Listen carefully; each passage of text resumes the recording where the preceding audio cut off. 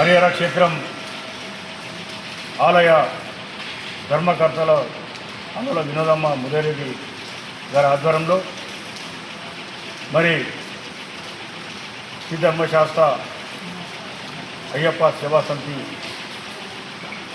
ఆధ్వర్యంలో హైదరాబాద్లో 22వ తారీఖు రోజు మన హరిహర క్షేత్రం ఆలయ గురుగారు నవయుగ మూర్తి గారికి మరి అక్కడ నంది అవార్డు రావడం జరిగింది.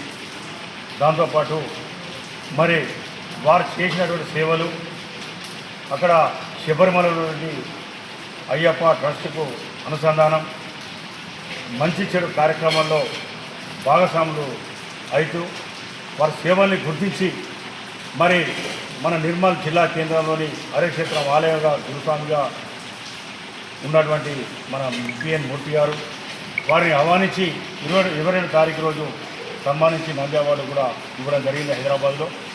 వారికి ఇచ్చిన తర్వాత మరి ఈరోజు ఆలయ ధర్మకర్తలు వినోదమ్మ ముదిరెడ్డి ఆధ్వర్యంలో మన హరిహర క్షేత్రం ఆలయంలో మరి వారికి చిన్న సన్మాన కార్యక్రమం చేస్తున్నాం ఈరోజు.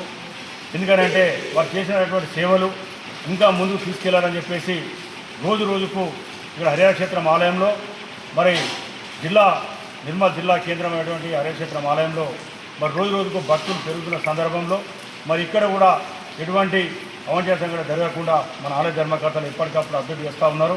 దాంట్లో భాగంగా ప్రతి మంగళవారం కూడా మరి 5,000 నుంచి 6,000 మంది వరకు కూడా భక్తులు సుబ్రహ్మణ్య స్వామి ఒక పూజా కార్యక్రమంలో వివిధ జిల్లాల నుంచి నిజామాబాద్ కానీ ఇటు మహారాష్ట్ర కానీ ఆదిలాబాద్ కానీ చుట్టుపక్కల జిల్లాల నుంచి కూడా వివిధ ప్రాంతాల నుంచి చాలామంది కూడా జనం కూడా రావడం జరుగుతుంది. ప్రతి మంగళవారం 5,000 నుంచి 8,000 మంది ఇక్కడ సుబ్రహ్మణ్య స్వామి యొక్క సంకల్పం తీసుకుంటూ ఉన్నారు. వాళ్ళకు కూడా అన్ని కార్యక్రమాలు కూడా విజయవంతంగా జరుగుతూ ఉన్నాయి.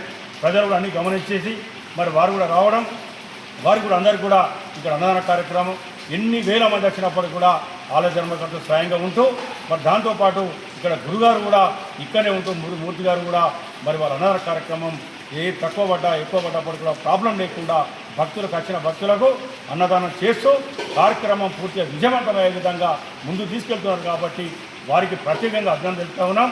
అయ్యప్ప యొక్క విఘ్నేశ్వరుడు కానీ సుబ్రహ్మణ్య స్వామి కానీ అయ్యప్ప యొక్క అమ్మవారి సకల దేవతల యొక్క సంకల్పం ఆలయ ధర్మకర్తల మీద దాంతోపాటు గురుగారి మీద ఈ బ్రాహ్మణుల మీద కూడా అందరి మీద ఉండాలని చెప్పి కూడా ఆ భగవంతుని కోరుకుంటూ ఉన్నాం.